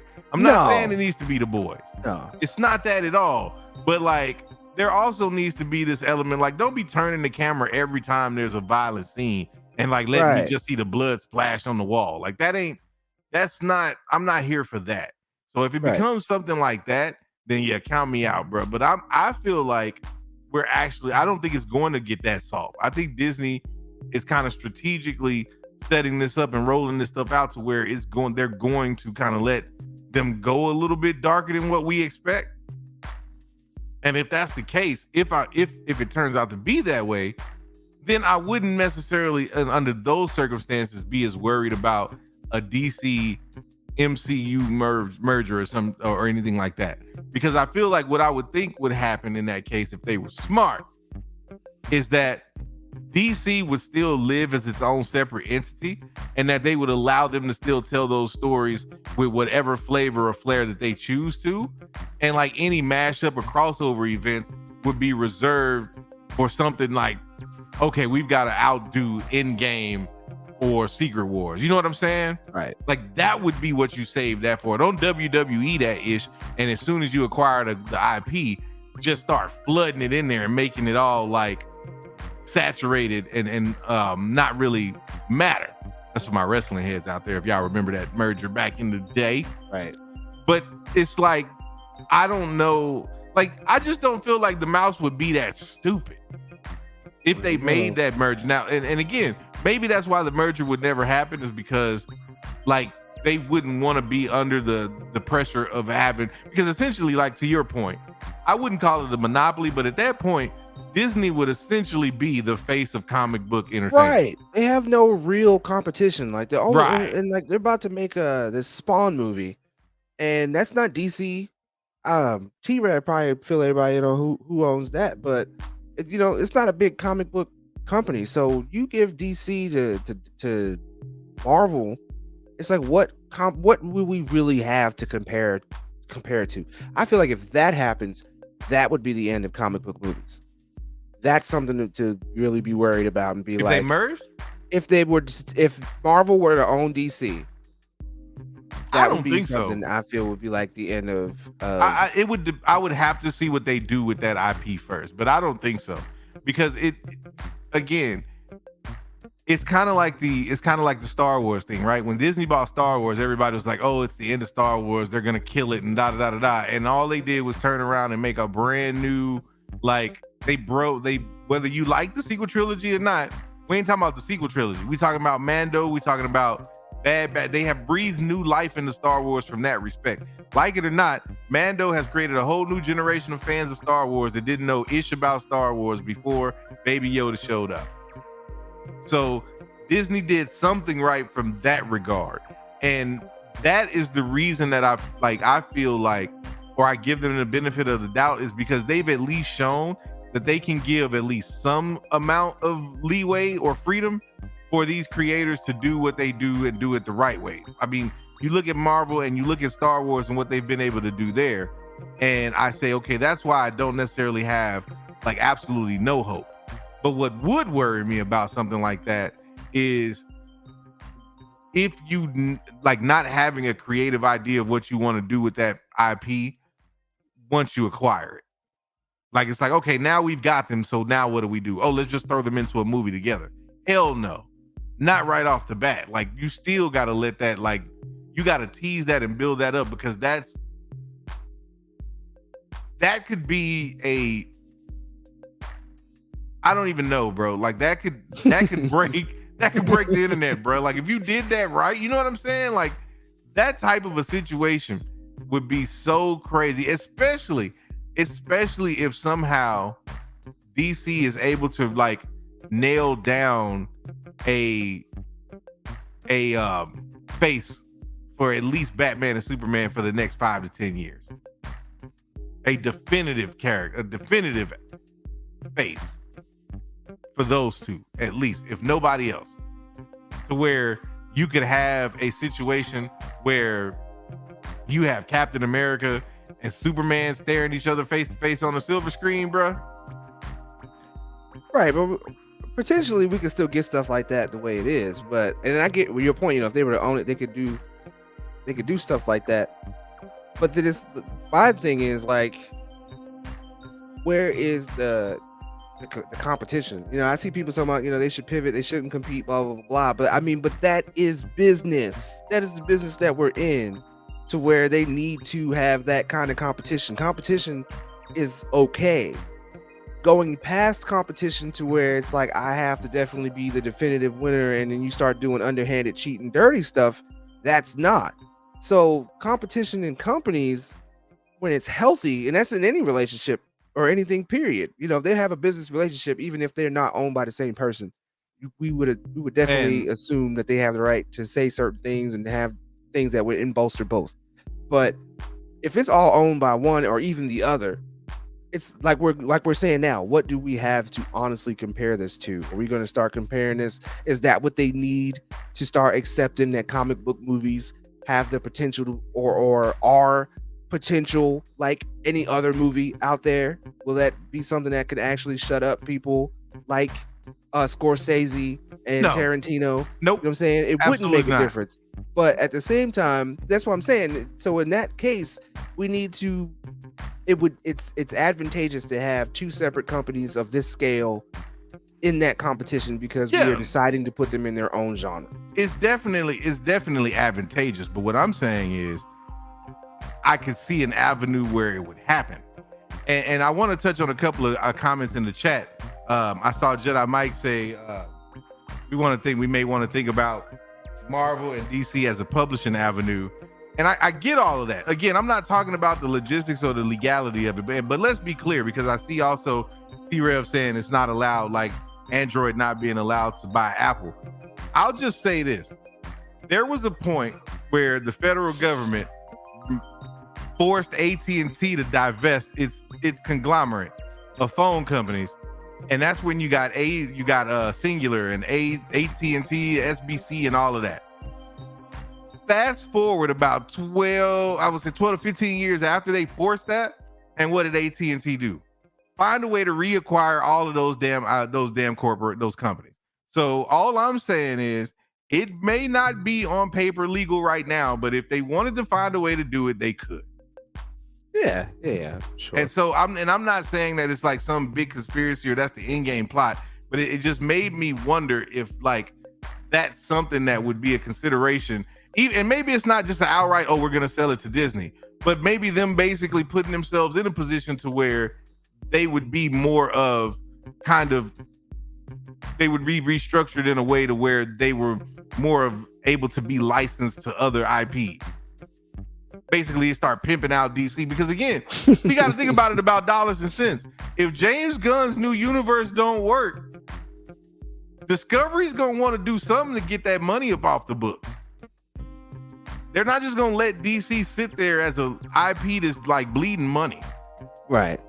But I don't know. I think there's enough confidence that I would safely say like a Zaslav or somebody wouldn't have to worry about that, because especially with James Gunn, because he's already came out with 2 properties that have been infinitely better. If we're just comparing DC to DC, the stuff that James Gunn has done, he needs to keep doing. Can we do this? And I hate to be that guy, but he nailed it with Guardians, right? Like we give him Guardians. On Marvel, right? But I'm thinking for DC to DC, I'm thinking Peacemaker and Suicide Squad. Okay, well let's slow down on Suicide Squad. It was a great movie when you compare it to what we got before that. That's what I said, DC to DC. Right, but what I'm saying is Suicide Squad wasn't that dope. It was a good movie, but it's like, okay, when you compare it to the first Suicide Squad movie, anything was gonna look better than that shit. Now, and I enjoyed James Gunn's Suicide Squad. I thoroughly enjoyed it. Peacemaker, I can't say ish about Peacemaker. Like, that show is phenomenal. It made me a fan of John Cena, and I didn't think that was possible. So I give James Gunn that. But do we know he can be Kevin Feige, though? I mean, that type different. of stuff is we have to wait to see. Right, exactly. That's my point. That's exactly my point. My point is exactly that James Gunn being hired doesn't automatically get DC out of like the danger zone. That just shows that they're trying to make smart decisions. But they've been trying to make smart decisions, and some of them issues just ain't worked out. So I don't know. Saying is, I feel like who they had before was Savage, Hamada, and them. What was they doing? J.J. Abrams, what was he doing? Like, they were supposed to pump out stuff within the first 2 years. And this is my exact point. So here it is. J.J. Abrams came in, and he was potentially supposed to be the Feige over there, and did almost nothing. But what did J.J. Abrams have what was his track record before that to even get that opportunity? Again, what the hell did he reboot? And good point. What did he do? Right. Like Star Trek? He didn't even do it. Like, that wasn't even Star Wars. Like, come on, man. You saw what he did, the shit show he did with Star Wars, and you hired JJ? My point. Right. Like, but that's what I'm saying. We're saying that about JJ now. I was saying it then when they hired him. I was you like, why? were saying it then. People were like, "Oh, it's JJ, and he's gonna be able to do what they wouldn't let him do with Star Wars." And I was like, and we ain't get a damn thing. Right. Other than Star Trek, because I ain't go front, I do like them Star Trek movies. I thought it was a great spin from where he was picking it up from like the cinematic standpoint. No, TV. Yes, TV's been good. Yes, he did that. But the one thing I say about the movies is they kind of went to a point where it was like, in typical JJ fashion, he doesn't know how to end it. He didn't know how to end it. Right. And so that's JJ. So now the thing, and going back to James Gunn, the reason I was asking about, Guardians and whatnot was not saying that, are they really as good as we think?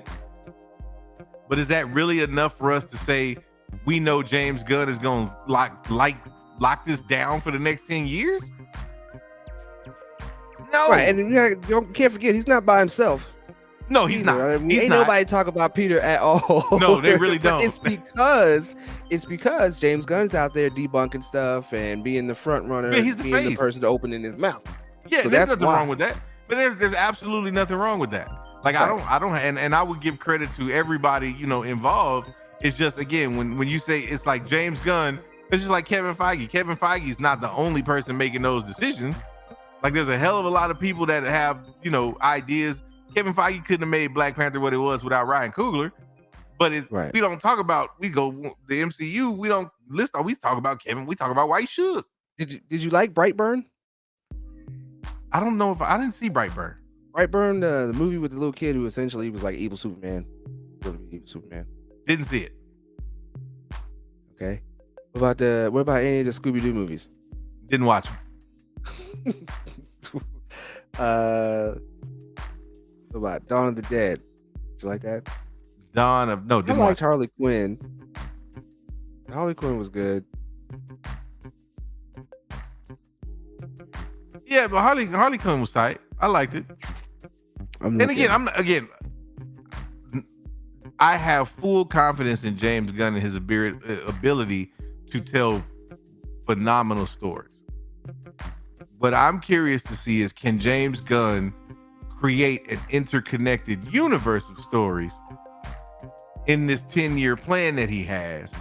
And can he escape the stigma of stale DC reboots? That's the thing that I'm worried about with James Gunn, because it's not so much just he's got to do a great Superman movie. Nah, you've got to like turn this whole IP around, and that's a different animal than, all right, I've got to do a great Guardians. I've got to make people fall in love with Guardians, or I've got to wash the stink off of Suicide Squad, or I've got to do a dope Scooby-Doo movie. Like, yeah, he can do all that, but can you then take all of that, weave it into an overall plan where all of this is going to connect to some shared universe, as we are being led to believe he is trying to do? Right. Remains to be seen, man. But I would say, yeah, it remains to be seen on that kind of level. But I have confidence. Yeah, put it this way: I will still say, if there's anybody you would get to do it, it would be him. Yeah, just because you got to think about it too. He's had time to study why he should.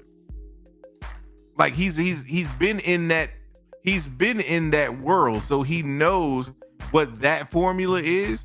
So he could, very well create some adaptation of that same formula to a degree without necessarily, and he's creative enough to take the elements that work and incorporate those elements without necessarily copying what Marvel's doing.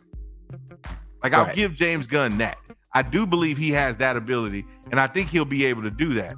But it's going to be a big thing for him to be able to like win over the fandom and get people excited about this, especially after this Cavill situation. Like, I don't think that's going to turn anybody against him, but I also don't think he's gaining a lot of favor by making this decision. And again, let's be clear. This was the decision that had to be made given the circumstances. I have no problem with James Gunn making the decision he made. It's just, whew. Yeah. Well, I hope you're ready, man. I think it's going to take some time before we get in a position where we can start talking ultimately good about DC. And even though it looks bad, or it's a very, very, very rocky start on getting it to where it needs to be, it's necessary. It's very necessary, and we're just gonna have to deal with it, man. We're just gonna have to deal with it the way it is, and it's not all gonna be great. And I don't think we need to put every move that he makes under a microscope. No. I know people are going to do that. There's going to be, and they might even do it to the capacity where they try to make it outweigh the good decisions that are going to be made. And we're just going to have to make sure that we put that under the microscope and properly assess what's going down. But it's bittersweet right now. It's difficult, but I think we'll be able to get through it. And I have the confidence that I think the next few IPs that come out from Gunn, between his writing and directing capabilities, that we'll get something entertaining. Oh yeah. I definitely agree with you on that. Faux show. But yep, there's been a bunch of stuff going on. Hopefully this next couple weeks we'll have some good news that's popping off, and hopefully we'll get some good news for WB in between then. But I'm waiting for this next year. We got Christmas coming up soon. We got New Year's. I'm waiting for this next year to come and give us some good tidings, man. We got some good stuff coming out soon with Marvel. And it seems like they're doing their slate. Some things may be getting done sooner than others.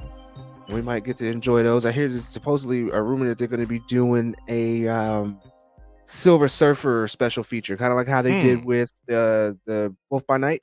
Yeah, they're going to be doing one for that, because everybody's speculating that the Silver Surfer is going to be a part of the new Fantastic Four movie in some way or another, which would be great, to be completely honest. I mean, I think even if we just only got a special feature, I don't feel especially because they already did what they did with Thanos, and that's kind of like what Silver Surfer's story almost usually always goes to. Now, until they bust open their multiverse to the point where we can start getting those types of solo story or more special features like that, there's no reason to give Silver Surfer his own franchise in the MCU. Not unless they plan on bringing Thanos back. Because he's fought other villains and stuff like that, but his storyline is so intertwined with Thanos that after a while, the sweaties, people like T-Rev and myself, are going to be like, this is bittersweet because like we'll never get to see him fight Thanos. We never get to see the storylines behind that. They already didn't do Lady Death and all that type of stuff. Right. So it's like it don't really make too much sense to give him his own. But a special feature, I'm totally down for that, especially if it's anywhere around the same length of time that Wolf by Night was, and especially if there's possibilities that we could continue getting little small stuff like that. As a in between thing. Like we got these 4 or 5 movies coming out this whole year, but we're gonna get these 3 shows and these 3 special features. I'm cool with that. Totally. Yeah, definitely cool with that, man. And it's good. Like I'm interested to see what they do with the Silver Surfer. I think Marvel, man, is in a place where coming into this next year, I think Marvel's gonna shut a lot of people up. Because I think, like you were saying, the pandemic or whatever you want to call it, phase 4, good, bad, mid, whatever you want to say about it. I think it was a necessary kind of transitioning point, and it was a rocky transition at that. Yeah. And so I think they're going to be, especially in light of this DC news, I think there's going to be a specific emphasis coming from White Suge for them to nail it this phase, not just this phase, but specifically coming out the gate for 2023, because I'm sure the rumblings are not just with the YouTube commentary. I'm sure in Hollywood there's even a question about, well, are these comic book movies starting to come to an end? Like, is that fad dying out? And I just don't think so. Nah. I think that people are jumping the gun a little bit. I think that we're also forgetting the most recent past. Like, the MCU didn't nail it every single phase through the Infinity Saga. Right. Like, people forget about Thor: The Dark World and Iron Man 2. You know what I'm saying? It happened. It happened. And it's I'm not saying that it's gonna be, they're destined to go up, down, up, down, up, down. But these lulls happen. This is all new and uncharted territory. So it's gonna be like that. And I feel like a lot of people, not everybody, because you can't please everybody, but I think a lot of people that had kind of a negative outlook on phase 4 are going to be, kind of back in the good graces, or Marvel's gonna get back in their good graces by the end of next year. Because I think some of the stuff that's coming next year is, and not just because of what it is, but because of who's involved. Like, people better not sleep on Jonathan Majors, man. Oh yeah. You bet. And I'm gonna say this right now. Next year is gonna be the year of Jonathan Majors. Yeah, man. Like, my man is gonna come out next year, and by the end of that, he's gonna be up there in that he might be up there in, dare I say, like that top tier Michael B. Jordan status. By the time I the year can totally is done. see that. Yeah, I can see that. I don't want to go. I'm not gonna go crazy and say he gonna jump and be, Will Smith, Denzel, Wesley type. Not yet, but he's about to come on strong, bro. Like, because he's got the Marvel stuff going on. He's got Creed 3 going on, and I think he's got something else that's dropping. Yeah, he's in that movie just recently, I think it came out, about the Black Air Force pilot. Yes, that one too. Yeah. That one too. Yeah. And I just think that he's gonna be, it's about to be his time, man. And so I'm just excited, man. I'm excited for us to kind of put a cap on this year. I can't wait for us to do our end of the year stream, man, and start talking about some of the highs and lows of 2022, because there were definitely some highs, but man, we had some lows. definitely had some lows, but we're getting there. I mean, these past couple years just been rocky, and we seen who's making out of it, who's not, and eventually things will level off. I think we're kind of getting there. Period. Especially when it comes to the movie industry. There's been a lot of movies coming out that aren't Marvel or DC movies that are successful, that are really good, really good franchise, and we're just slowly pulling away from, like I said, the pandemic being an excuse. We're getting there, and I think this next year is definitely going to be the year that's telling. It's like, if you guys ain't got this together by now, you got nothing really impeding you on that kind of level, then yeah, you should sell that. Like if I say, you should sell that to Amazon or Netflix or somebody. Somebody should get them movies then, because you just don't know what the hell you doing. Factual and actual, man. That is what it's like. But I say that's pretty good. That's pretty good right there. Agreed. Oh, yep. What you got? Nerd Mafia. He has a point. What did you think about that Across the Spider-Verse trailer, man? Oh man, I'm so ready for that movie, man. I'm so ready for it. I'm interested to see this. I want to see a little bit more about the plot. Right. But that movie's just, I don't know how to say it, man. It's like it's kind of like Wakanda Forever was, where it's like I'm not anticipating it being better than the original, but I'm so here to see it and see what they do with this going forward, because I just love the concept, and the movie is just so dope, period. And it's so well casted. The voice acting, the animation is incredible. I love, and it's just like everything is exactly what you'd want to see in the trailer. It's like it's a bossed up version of what we got in the first one. Right. That's all you can ask for, man. So I'm hype. I'm ready for it. Yeah, man, I'm ready for it too. I'm in. I looked at it. They got one of my favorite Spider-Mans on there with Miguel O'Hara. Spider-Man 2099. And I got him played by Oscar Isaac. Yes. I'm totally in for the whole movie. I can't wait for it to drop. Oh, but speaking of, and hold on, I need a moment. Look this one up. I can't remember his name. But apparently they are coming out with or what's his name? Donald Glover is going to be playing some new character in Spider-Man. He's supposed to produce a Spider-Man movie based on the villain Hypno Hustler. Okay. And the thing about that is, this is almost up there with that El Muerte announcement. Like, who is this? Who are we talking about here?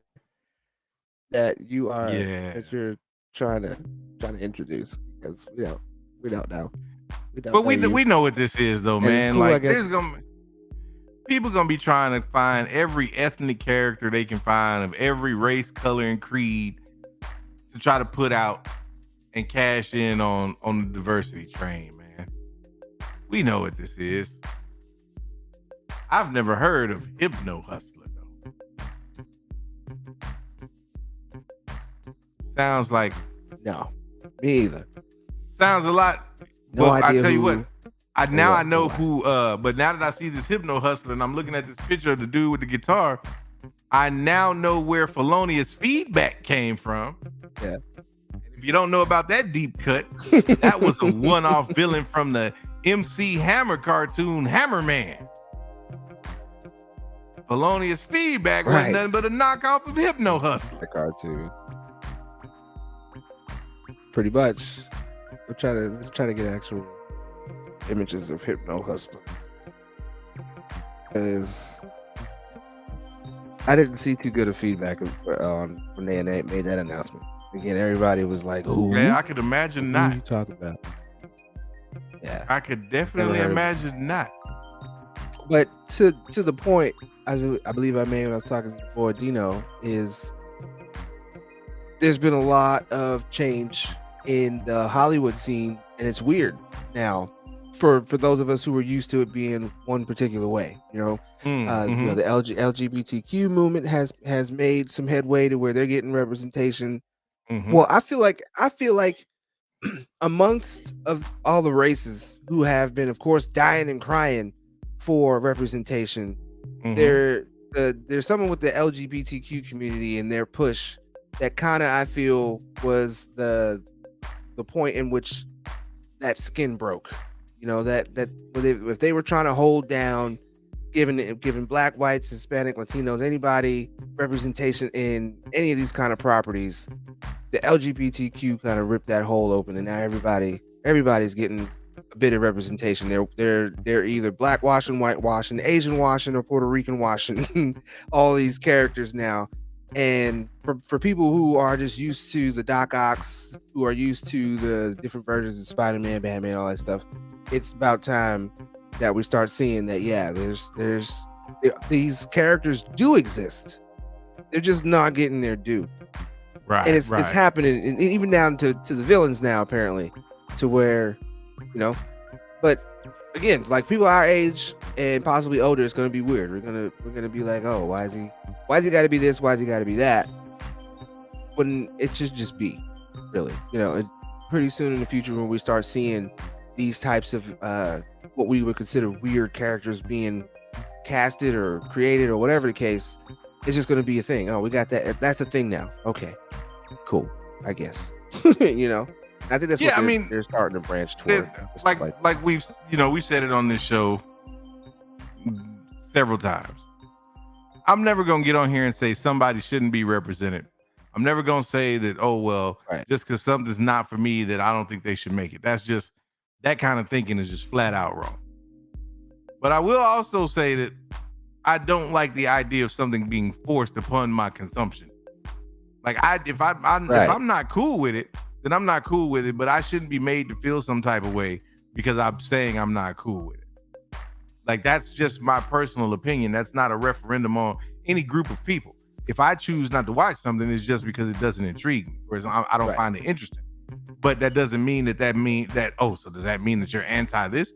No, man, I'm just saying, like, I really don't have any interest in watching the life of an anteater. Like, that's not my show. Like Naked and Afraid, I will never watch that show, but do I have anything against naked people? Nah. Do you? I just don't want to watch you on TV. Right. And again, that's still to your point where, you know, we shouldn't have to be forced to it. And I would say there are certain movements out there that it feels that way. There's certain movements and religions that are like that, you know, to where it feels like, yes, that's cool. I can acknowledge the fact that that's what you like, worship, agree with, whatever. But I still have the right to be like, no. I still have the right to be like, I don't like that. But neither of us have the right to attack the other. That part. Because of that. That is part. Where people keep trying to blur that line. It's like, I don't have to like it, but I don't have to support it either. But me not supporting it does not have to become violent, and it doesn't have to become disruptive to your cause. That's fine. Not at all. At least the cause should be to build or create some kind of tolerance. And I feel like there's a lot of movements that go past that. It's like, we want to be tolerant to the point where we're going to slap you in the face with it until there's a faction in this game. I can't think of the name right now, but literally what they say is, we're these people and we guide you to the light. And if you're not part of the light, we'll drag you to it. And that's literally what it feels like. It's like, if you don't like this movement here, we're just going to drag you to it till you say you do. That's it. And it's all done. And we're gonna have to wrap this up because now we're going into that dark place. Yeah. But it's all done under the guise of understanding. It's like, oh well, you just need to if you understood. No, I don't need to understand something that's not for me. Right. Like that is to me the message that really screws people up and has people thinking and placing a level of entitlement on certain things that really shouldn't belong, in my opinion. Because there should never be a point where something that should be voluntary becomes mandatory for the sake of someone else's comfortability. Right. Because we should all be comfortable, or we should all be okay with the idea of being uncomfortable in at a certain point in time. And that's not to say being made to be uncomfortable because you're different. That's not what I'm saying. Right. That's not what I'm saying. What I'm saying is, if I go to a place and I'm the only person that looks like me, everybody else at that place should not be made to tailor themselves a certain way because I'm there. That's just not, I don't believe in that. I'm a human being first. We're all people. So, I'm not going to demand that you have fried chicken at the barbecue if it's a barbecue. Right. You know what I'm saying? Like, that's just like, I get it. And yes, there are certain circumstances, like if we're talking about a corporate situation or something like that, yes, that representation and that fairness matters because you can't be showing favoritism one way or the other. But I shouldn't have to worry about making those kind of decisions in the comfort of my own home. Right. That's what I'm talking about. And that's where I feel like we're getting to a very dangerous place in certain respects, because we're trying to legislate how people behave in their own home and what people think and the messages that people and the things that people discuss within the four walls of their own home. Right. You know what I mean? That's the thing that I have a problem with, because it's like, even with this idea of cancel culture and people, oh, well, here's this recording from back when so, like, really? That's what we doing now? Right. Like this we hold it on, because and the idea of strong. Like and this whole idea of receipts, and I've said it before, and we've all said it, I got receipts. But my thing is, like, some people say that shit and they literally go through their life looking to try to accumulate receipts. Right. And that's the thing I got a problem with. It's like, don't accumulate those receipts in the way where it's like 10 years later you were like, I got receipts. I feel you accumulating those receipts and then attacking in the moment because it's prudent and it's for a good cause. It needs to be done. You don't want to go 10 years and have other people suffer through that. But I don't want to hear something 10 years later talk about, oh, here's a receipt for this abuse, or here's a receipt for this action, or no. Miss me with that. Except for murder and apparently rape. Things outside of that. Yeah, I said it out right. Good. Right. And my thing is just like exactly. And the thing is I hear a lot of these words like social contract theory and things like that. And it's like, I feel like these arguments or these points get conflated sometimes, because yes, you should do unto others, but I shouldn't have to be contractually obligated by society to do so. You know what I mean? It's like, it's like, hold on, because who's holding me to that standard? Like, who? It's the same thing that I have, right? But it's the same society that is capable of the same flaws that I am. Exactly. So how is somebody who's capable of the same flaws as I am going to judge me and point the finger at me and tell me I'm wrong? On them bricks to the glass house. Facts. That's all I'm saying is, when you get to pointing fingers, you better be careful, because it's very easy for somebody to start pulling up dirty laundry, man. Right. Facts. Point one finger, you got three more pointing back at you. That's what they say. Yeah, man. Well, but I'm about to point my fingers in the direction of 2K in a minute, man. Right. Point towards stage left. We see you here, Jason. What you're looking at is, I'm playing Skyrim and he's playing Ghost. Yeah, I was over here on this Ghost of Tsushima, man. Went through, knocked out a few of these little camps, man. These Mongol territories. That's all I got left. I done just about everything else except that. I'm building a house. You can do that in Skyrim. Not quite like how you could do it in Fallout, though. Not the whole place. Oh yeah, man. Look, I like. There's something that remind me, bro. There's something I got to show you on Fallout. I think I talked to you about it.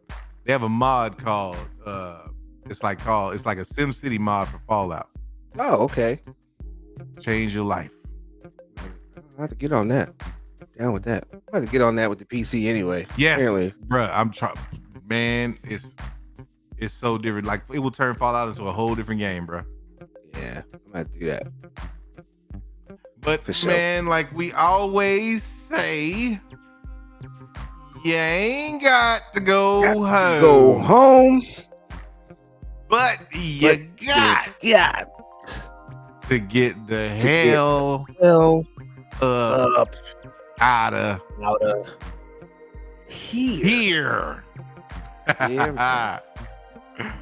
For the homie Lavish Blackman, I am your boy Freddie Roy. And we will catch you in the next episode. Hey.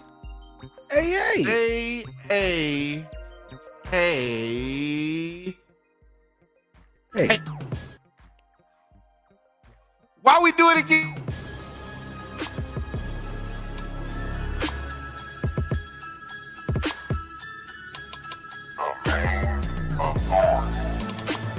The Force will be with you, always.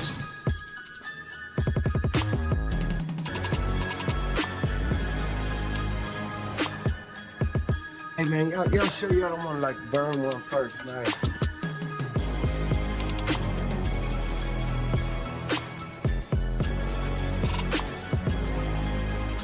Why did you say that name?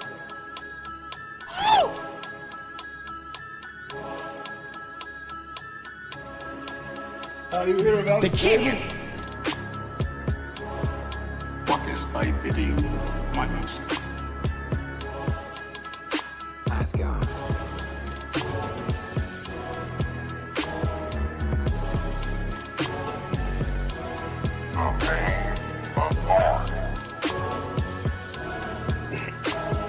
Forever, forever, ever.